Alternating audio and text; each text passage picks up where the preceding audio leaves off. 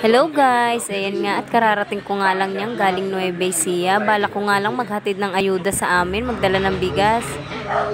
Nalaman ko nga bukas na daw itong salon na ito dahil dito ako madalas simula nung nandito ako nakatira sa Bulacan. Dito talaga ako nagpapaalaga ng buhok ko.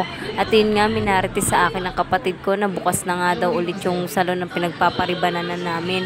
Alam nyo ba guys, ang gandang gumawa niya ng salon na yan at pulido talaga. Grabe ang ganda ng buhok niya. Maganda talaga silang magriban guys. Sulit na sulit ang ibabayad nyo. Pulidong pulido ang pagkakagawa. Kaya nga yan binabalik-balikan yan. Swerte ko nga lang dyan at konti lang yung tao. Dahil kahapon daw ang dami sa kanilang nagpagawa. Sunod-sunod nga daw yun. Maraming nagpapagawa dyan. At yung iba daw ay dumadayo pa. Kagaya ko nga dumadayo pa ako galing sa Nueva Ecija. Kasi nga subok ko na at pulido ang pagkakagawa nila. Kaya nga kahit malayo ako sa Nueva Ecija, dinadayo ko pa yan kasi nga sulit na sulit at swak na swak sa budget.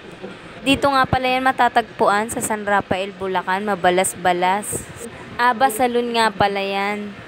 At ayan na nga binoblower na yung buhok ko, inumpisahan na nilang galawin at ayan nga oh. At applyan na nga pala nila ng gamot yan. Siyempre, naiinip na ako at nag-video-video na nga muna ako kung ano yung ginagawa sa buhok ko at pinanonood ko na nga din yung ibang nagre-reban dyan. Sumama na nga yung mother ko, naglambing sa akin, na ipakulay ko din daw yung buhok niya at gusto pa nga daw ay Brazilian. O siya, ayan na nga at pinagbigyan ko na. At ayan na nga natapos na ang pag-blower, may i-apply naman sila, ipaplansya na muna ang aking buhok at ilalagyan na naman nila ng isang gamot. Hindi ko na nga mabilang kung ilang plancha at blower ang ginawa sa buhok ko at gamot ang inilagay. Basta ang alam ko, nagbibideo na lang ako dyan at tinitignan ko kung paano ang ginagawa sa aking buhok. 1:30 na nga ako ng tanghali dyan pumunta at alam ko kasing gagabihin ako at matagal kasi yung gagawin ng pagririban sa akin. At ayan na nga, nag-video-video na nga lang ulit ako at naiinip na ako. At yung pangalawang apply nga dyan ay mahapdi na sa balat. Hindi ko nga alam kung ano na naman apply sa buhok ko. Ayan na nga, tiis ganda talaga.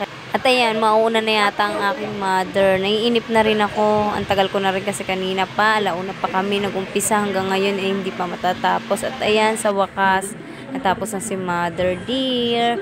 Ayan, ang ganda-ganda ni Mother Dear, oh. Pak na pak, oh. Inaayos niya pa. Love you, Mother Dear. Ayan ang mami.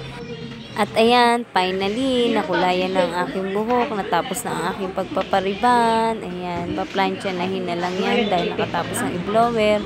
At ayan, natapos na rin ang mahabang pag-aantay. Maraming salamat po. Thank you so much. Thank you po sa panonood. God bless you all.